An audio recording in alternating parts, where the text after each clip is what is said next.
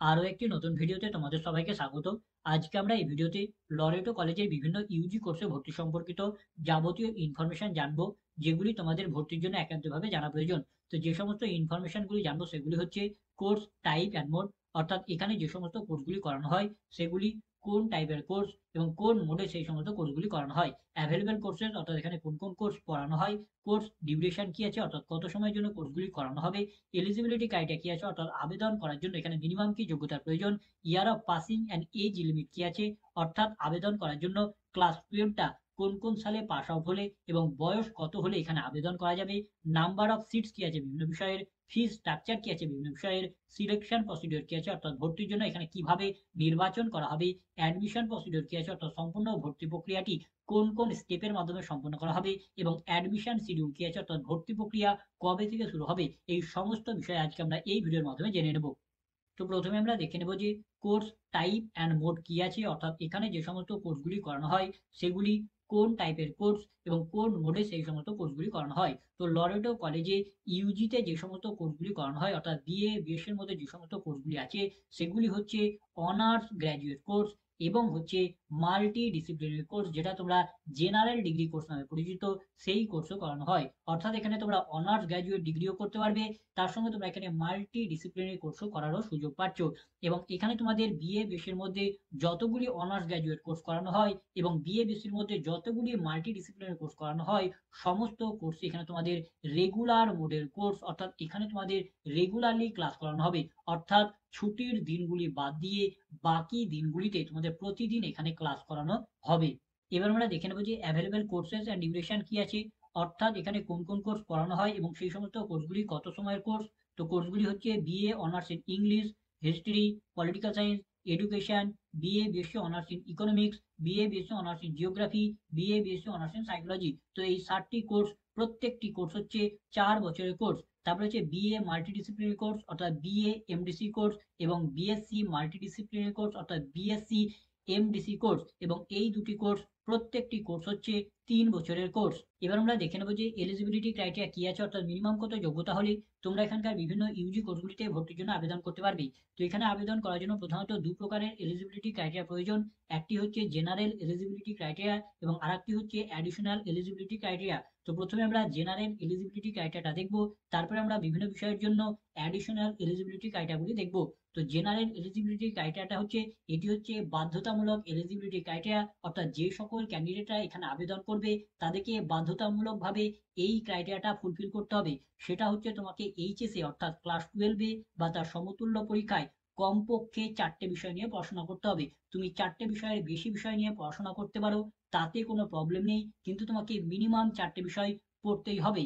এবং তুমি ক্লাস 12-এ যতগুলি বিষয় পড়বে সেই সমস্ত বিষয়গুলির মধ্যে থেকে একটি বিষয় ইংলিশ বিষয় হতেই হবে, অর্থাৎ তোমাকে ক্লাস 12-এ বাধ্যতামূলকভাবে ইংলিশ সাবজেক্টটা পড়তেই হবে। এবার আমরা জেনে নেবো যে বিভিন্ন বিষয়ের অ্যাডিশনাল এলিজিবিলিটি ক্রাইটেরিয়াগুলি কি আছে।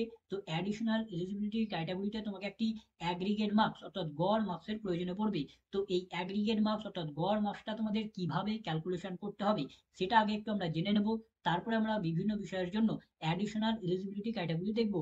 তো এখানে তোমাকে যে গড় মার্কস বা অ্যাগ্রিগেট মার্কসের প্রয়োজন সেটা তোমার এখানে ক্লাস 12 বা তার সমতুল্য পরীক্ষার অ্যাগ্রিগেট মার্কসের প্রয়োজন। তো সেটা তোমাকে ক্যালকুলেশন করতে হবে তোমার ক্লাস 12 বা তার সমতুল্য পরীক্ষার বেস্ট অফ 4 বিষয়ের মার্কস নিয়ে তোমার এখানে গড় করতে হবে।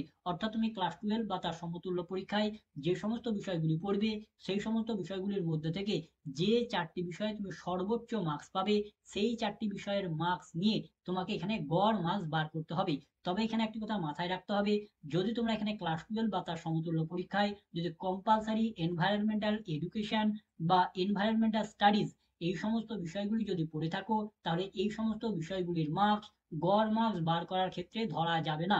অর্থাৎ এই সমস্ত বিষয়গুলির মার্কসকে বাদ দিয়ে বাকি যে সমস্ত বিষয়গুলি তোমরা পড়বে সেই সমস্ত বিষয়গুলির মধ্যে থেকে যে 4টি বিষয়ে তোমার সর্বোচ্চ মার্কস হবে সেই 4টি বিষয়ের মার্কস নিয়ে তোমাকে এখানে অ্যাগ্রিগেট মার্কস অর্থাৎ গড় মার্কস ক্যালকুলেশন করতে হবে। এবার আমরা বিভিন্ন বিষয়ের জন্য অ্যাডিশনাল এলিজিবিলিটি ক্রাইটেরিয়াগুলি দেখে নেব। তো আমাদের প্রথম বিষয় হচ্ছে বিএ অনার্স ইন ইংলিশ। তো ইংলিশে আবেদন করার জন্য এখানে তোমাকে ক্লাস 12 এর বেস্ট অফ 4 বিষয়ের গড় মার্কস কমপক্ষে 50% মার্কস এবং ইংলিশ বিষয়ে 45% মার্কস হলে তোমরা এখানে আবেদন করতে পারবে। অথবা যদি তোমাদের কেবলমাত্র ইংলিশ বিষয়ে 55% যদি মার্কস থাকে তবুও তোমরা এখানে ইংলিশের জন্য আবেদন করতে পারবে। তারপর হচ্ছে হিস্ট্রিতে আবেদন করার জন্য এখানে তোমাকে ক্লাস 12 এর বেস্ট অফ 4 বিষয়ের গড় মার্কস 50% মার্কস এবং হিস্ট্রি অথবা পলিটিক্যাল সায়েন্স অথবা সোশ্যোলজি অথবা ইংলিশ এই সমস্ত বিষয়গুলোর মধ্য থেকে যে কোনো একটি বিষয়ে কমপক্ষে 45% মার্কস হলেই তোমরা এখানে আবেদন করতে পারবে। অথবা যদি তোমাদের কেবলমাত্র হিস্ট্রি অথবা পলিটিক্যাল সায়েন্স অথবা সোশ্যোলজি অথবা ইংলিশ এই সমস্ত বিষয়গুলির মধ্যে থেকে যে কোনো একটি বিষয় যদি কমপক্ষে 55% যদি মার্কস থাকে তবুও তোমরা এখানে হিস্ট্রির জন্য আবেদন করতে পারবে। অথবা এখানে যে সমস্ত বিষয়গুলি বলা হয়েছে এই সমস্ত বিষয়গুলি যদি তোমরা ক্লাস 12 এ পড়ে না থাকো সেক্ষেত্রে যদি তোমরা ক্লাস 12 এর বেস্ট অফ 4 বিষয়ের গড় মার্কস যদি কমপক্ষে 50% যদি মার্কস থাকে তবুও তোমরা এখানে হিস্ট্রির জন্য আবেদন করতে পারবে। তারপর হচ্ছে পলিটিক্যাল সায়েন্সে আবেদন করার জন্য এখানে তোমাকে ক্লাস 12 এর বেস্ট অফ 4 বিষয়ের গড় মার্কস কমপক্ষে 50% মার্কস এবং পলিটিক্যাল সায়েন্স অথবা হিস্ট্রি অথবা সোশ্যোলজি অথবা ইংলিশ অথবা ইকোনমিক্স অথবা মাস মিডিয়া স্টাডিজ অথবা লিগ্যাল স্টাডিজ অথবা human rights and gender studies অথবা knowledge tradition and practice of India এই সমস্ত বিষয়গুলির মধ্যে থেকে যে কোনো একটি বিষয়ে কমপক্ষে 45% মার্কস থাকলেই তোমরা এখানে পলিটিক্যাল সায়েন্সের জন্য আবেদন করতে পারবে।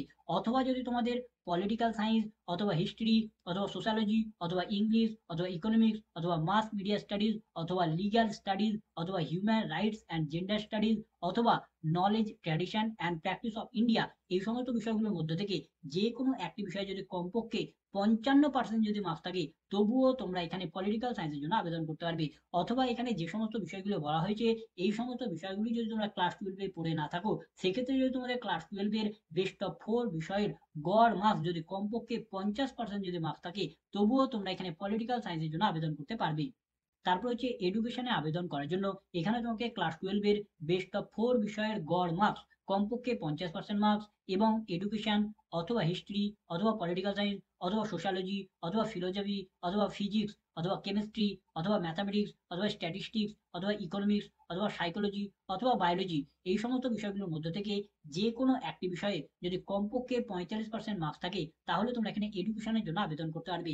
অথবা এখানে তোমরা এডুকেশন অথবা হিস্ট্রি অথবা পলিটিক্যাল সায়েন্স অথবা সোশ্যোলজি অথবা ফিলোসফি অথবা ফিজিক্স অথবা কেমিস্ট্রি অথবা ম্যাথামেটিক্স অথবা স্ট্যাটিস্টিক্স অথবা ইকোনমিক্স অথবা সাইকোলজি অথবা বায়োলজি এই সমস্ত বিষয়গুলোর মধ্যে থেকে যে কোনো একটি বিষয় যদি কমপক্ষে যদি 55% যদি মার্কস থাকে তবুও তোমরা এখানে এডুকেশনের জন্য আবেদন করতে পারবে।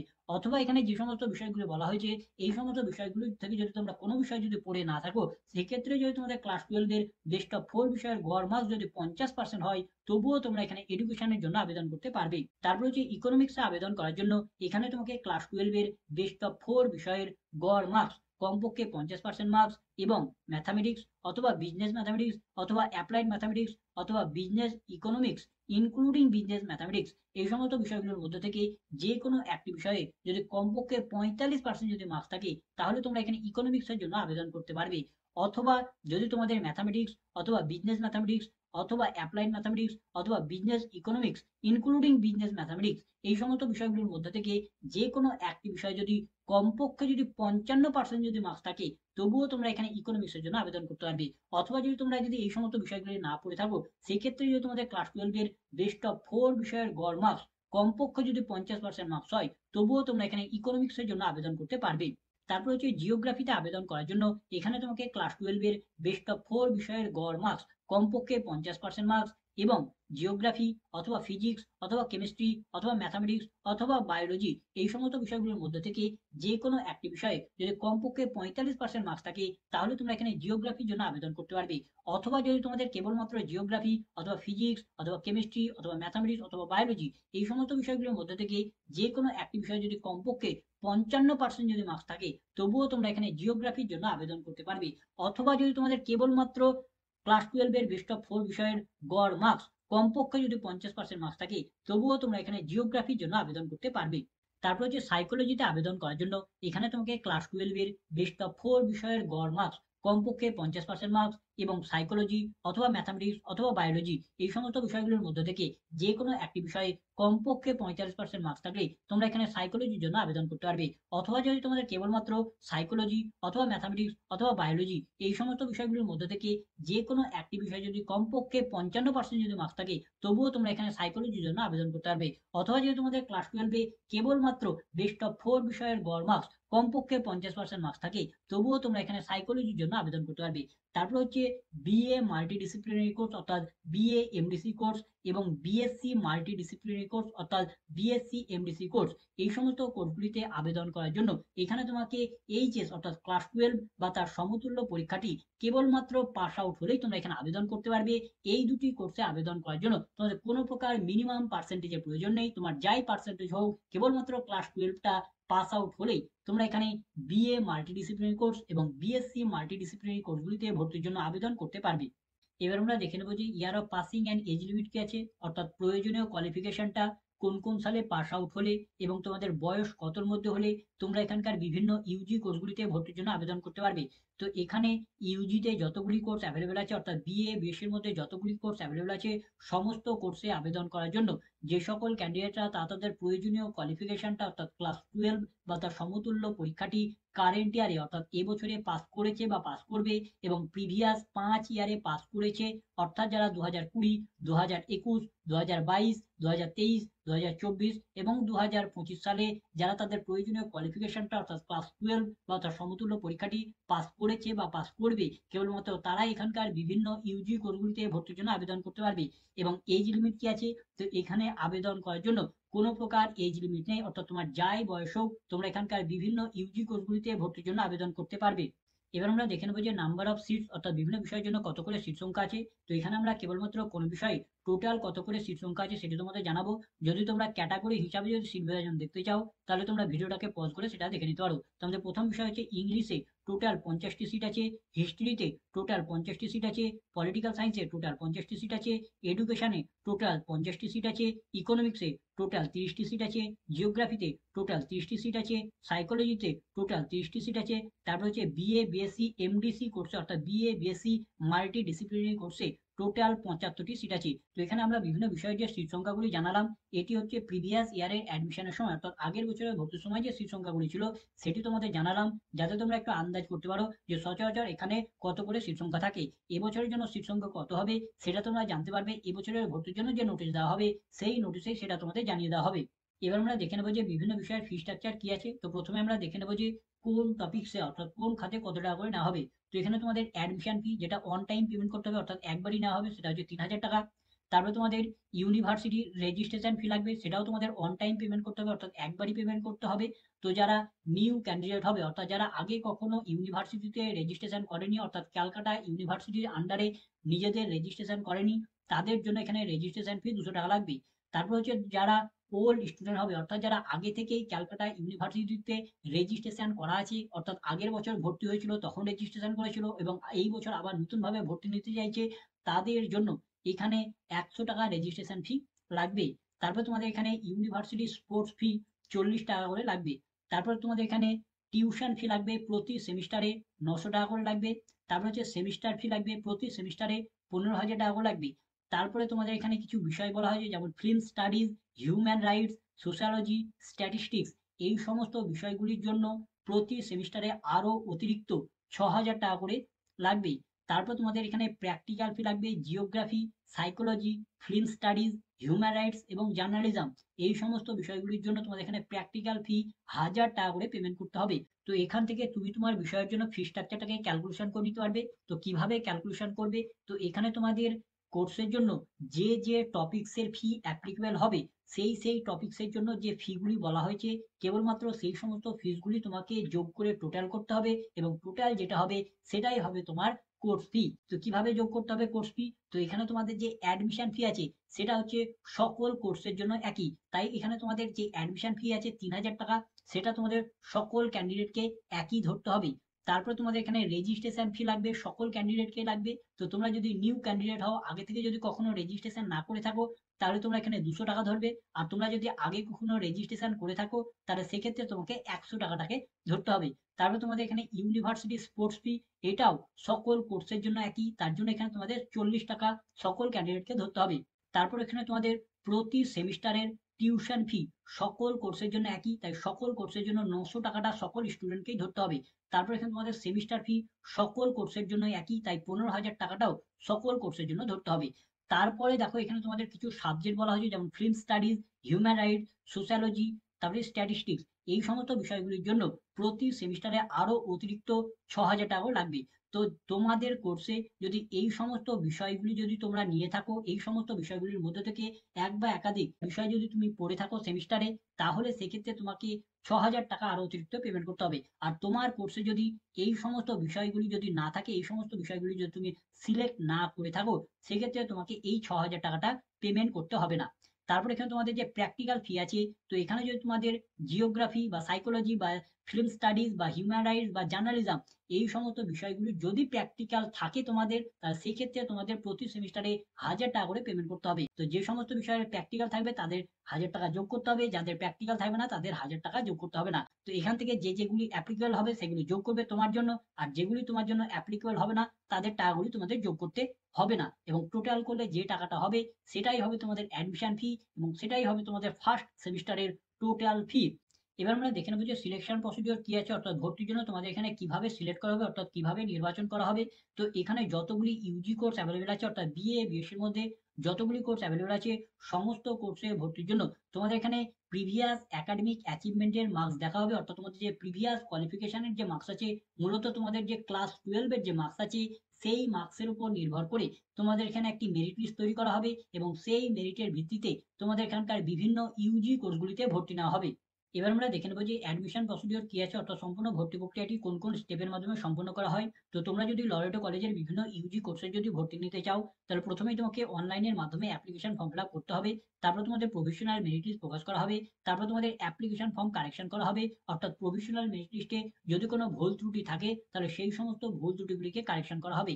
তারপর তোমাদের প্রভিশনাল মেরিট লিস্টের ভুল ত্রুটিগুলিকে কারেকশন করার পর ফাইনাল মেরিট লিস্ট প্রকাশ করা হবে। তারপর তোমাদের সিলেক্টেড মেরিট লিস্ট প্রকাশ করা হবে, এবং সিলেক্টেড মেরিট লিস্টে যে সকল ক্যান্ডিডেটদের নাম থাকবে তারা ভর্তির জন্য সিলেক্ট হবে। এবং তখন যদি তারা ভর্তি নিতে চায়, তাহলে তাদেরকে একটি নির্দিষ্ট টাইম পিরিয়ড দেওয়া হবে। সেই নির্দিষ্ট টাইম পিরিয়ডের মধ্যে তাদের যে অ্যাডমিশন ফিটা থাকবে, সেই অ্যাডমিশন ফিটাকে পেমেন্ট করে ভর্তি নিতে হবে। তারপর তোমাদের ডকুমেন্ট ভেরিফিকেশন করানো হবে, তার জন্য তোমাদের একটি নির্দিষ্ট ডেট দেওয়া হবে, এবং যে নির্দিষ্ট ডেট দেওয়া হবে সেই নির্দিষ্ট ডেটে তোমাদের সমস্ত অরিজিনাল ডকুমেন্টগুলিকে নিয়ে তোমাদের কলেজে শারীরিকভাবে উপস্থিত থাকতে হবে, এবং সেখানে তোমাদের সমস্ত অরিজিনাল ডকুমেন্টগুলিকে ভেরিফিকেশন করা হবে। এবং ডকুমেন্টগুলিকে ভেরিফিকেশন করার পর যদি তোমাদের সমস্ত ডকুমেন্ট যদি ঠিকঠাক থাকে, সমস্ত ইনফরমেশন যদি ঠিকঠাক থাকে, তাহলে তোমাদের ভর্তিকে কনফার্ম করে দেওয়া হবে, এবং তারপরেই তোমাদের অ্যাডমিশনটা ফাইনাল হয়ে যাবে। এবং এইভাবেই তোমাদের লরেটো কলেজের সম্পূর্ণ ভর্তি প্রক্রিয়াটিকে সম্পন্ন করা হবে। এবার আমরা দেখে নেবো যে অ্যাডমিশন শিডিউল কি আছে, অর্থাৎ কবে থেকে তোমাদের এখানে ভর্তি প্রক্রিয়া শুরু হবে। তো এখানে যতগুলি ইউজি কোর্স অ্যাভেলেবেল আছে, অর্থাৎ বিএ বিএসসির মধ্যে যতগুলি কোর্স অ্যাভেলেবেল আছে, সমস্ত কোর্সের ভর্তি প্রক্রিয়া প্রতি বছর প্রায় মে জুন মাসের দিকে শুরু হয়। তো আশা করা যাচ্ছে এবছরও তোমাদের মে জুন মাসের মধ্যে মধ্যেই সমস্ত ইউজি কোর্সের ভর্তি প্রক্রিয়া শুরু হয়ে যাবে। তবে কোনো কারণবশত এই সময় পিরিয়ডের একটু আধটু পরিবর্তন হতে পারে, তাই অ্যাকচুয়াল কবে থেকে শুরু হবে সেটা তোমরা লরেটো কলেজের যে অফিসিয়াল ওয়েবসাইট আছে সেই অফিসিয়াল ওয়েবসাইট থেকে জানতে পারবে।